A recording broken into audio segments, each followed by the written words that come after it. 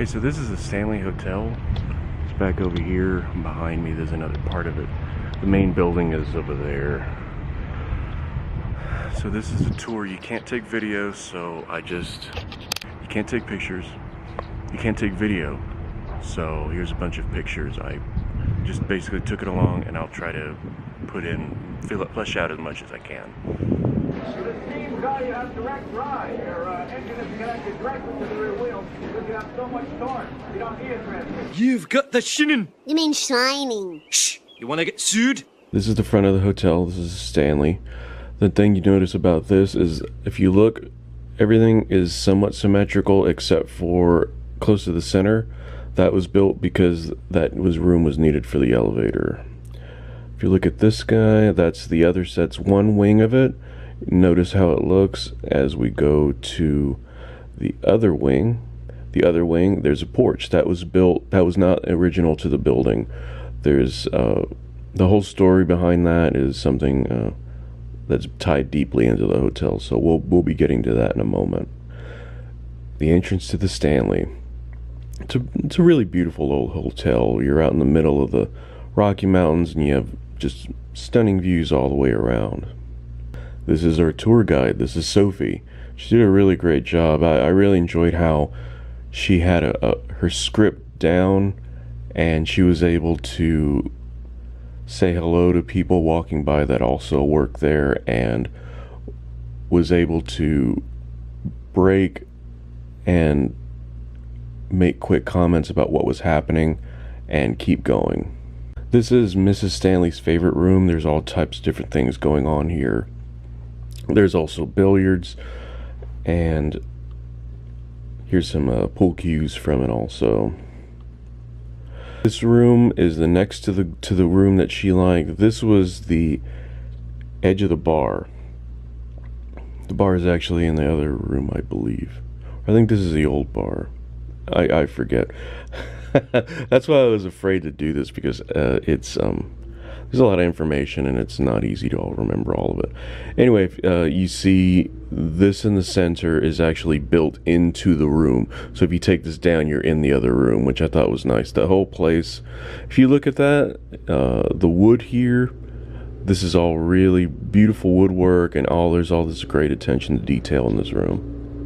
This is the view from the music room. The music room this is also Mrs. Stanley's, one of the rooms that she liked. This place had a gorgeous view, and the way it was built, it has all kinds of different architectural elements. We'll get to that in a second. But this is the piano in the music room. Actually, the story behind this was Sousa, the guy who wrote the national anthem, I believe. Oh no, I better.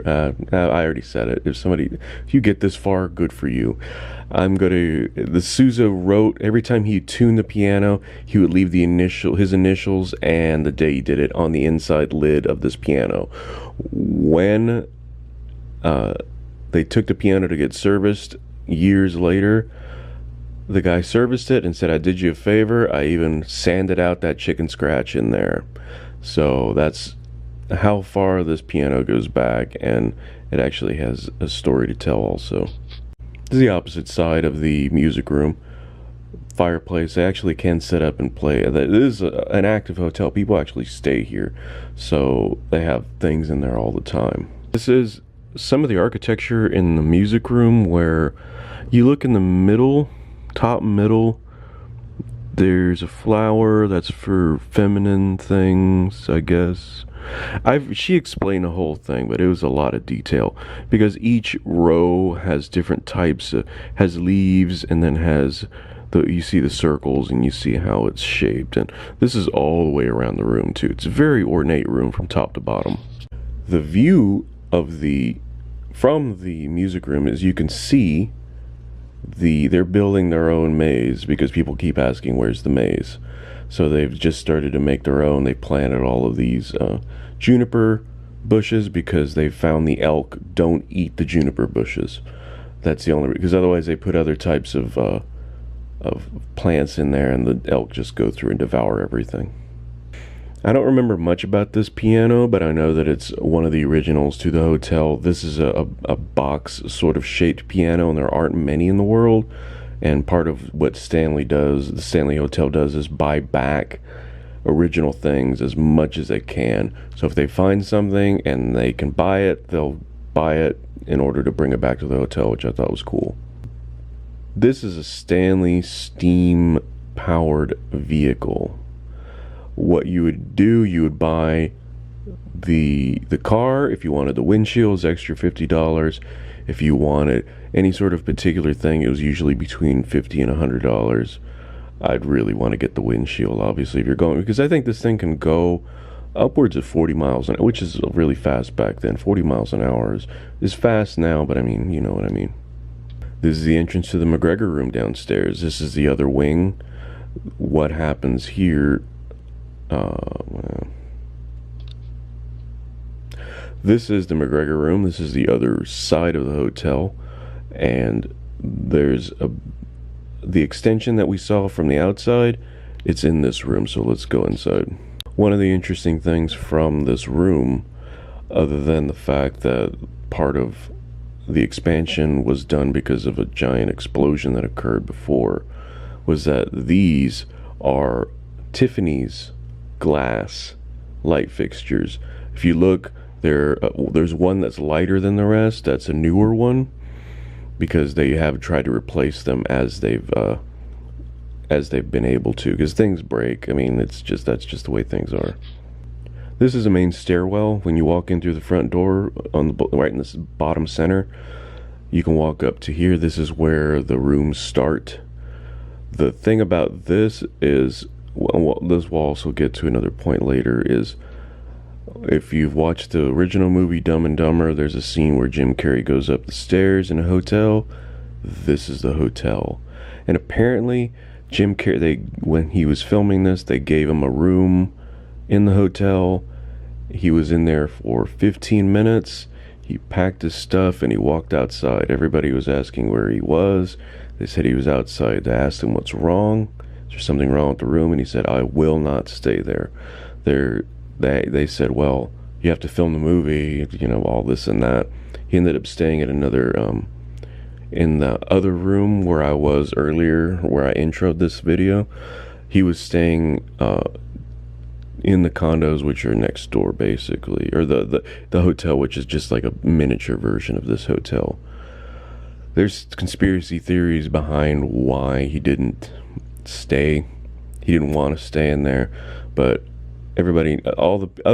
what everybody knows is that just something spooked him so badly that he does not want to stay there. If you want to Google conspiracy, I was trying to find one. I couldn't find any sort of an idea of what happened here. So let's keep moving. This is going down the hallway to the most famous room. The hallways were a bit narrow. It's an old hotel.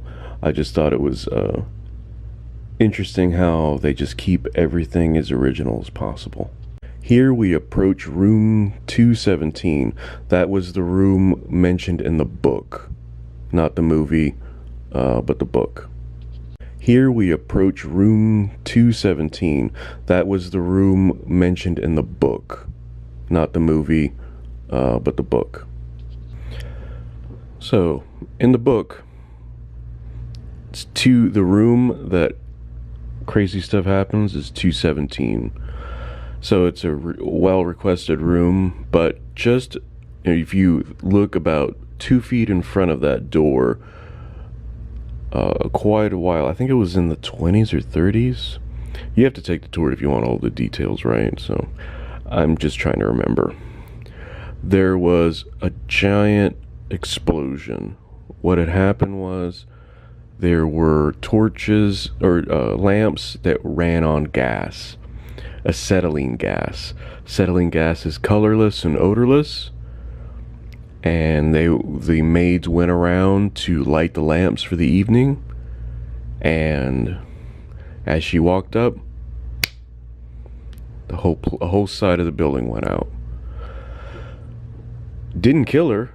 That was a crazy thing. It didn't kill her. It broke her up pretty good, and she did not It took her about a year to recover, and she went right back and kept working at the Stanley until she was, I believe, in her early 90s. So it's a fascinating story with this. So there's an idea of a convexive energy just to one side of here. We'll look at that in a second. But how when this whole thing exploded, it was completely blown out. There are things found as much as, I think it was a mile away, things were found. So for some reason, anybody who, they say a lot of people walk over here and say, ooh, I don't like the way that felt. I walked all the way up to the door. I didn't feel anything. I mean, that's just me, I guess. But this is 217, and this is like one of the major stopping points of the tour, and it's an interesting thing because it's just a doorway, but it happens to be in a story. That's why it's famous. Anyway, it's really interesting. This is a stairwell that is right by room 217. There is said to be some sort of a vortex or some sort of an energy coming from the earth that leads up this stairwell, and some people say it feels funny, and there's people say they feel funny if you tell them, if you're standing in a Burger King, it'll happen. It depends. I didn't feel anything, but it's beautifully done. You can look up. The building is built on a mountain, so underneath there's lines of quartz and all kinds of under the rock, which we'll get to in a little bit. And there, they say energy goes up and down, and this is where an ancient whatever. But anyway, it's a stairwell, and it's very pretty. This is an original desk to the building. It's out in the open. You can use it. It's a writer's desk. It was meant to be used, and that's the philosophy of the place. You have it out, and you use it. This is a stairwell at the top. We were standing on the bottom. Now we're standing at the top. See how the angle is? It's kind of disorienting, too, if you look at it like this. Standing above it, it didn't seem that bad, but you walk up, and now we're at the top of the stairs. This stairwell is longer than the other. Remember how they weren't symmetrical? At the very end of it, see the way I took this picture is to make it look like that, which I thought was kind of funny. But the way the light hits and at night, because it's pitch black out there, it looks like the reflection on the glass makes it look like it goes on and on like in a mirror. So people get freaked out by that, which is, I mean, that's kind of a cool effect though. This couch is in a hallway.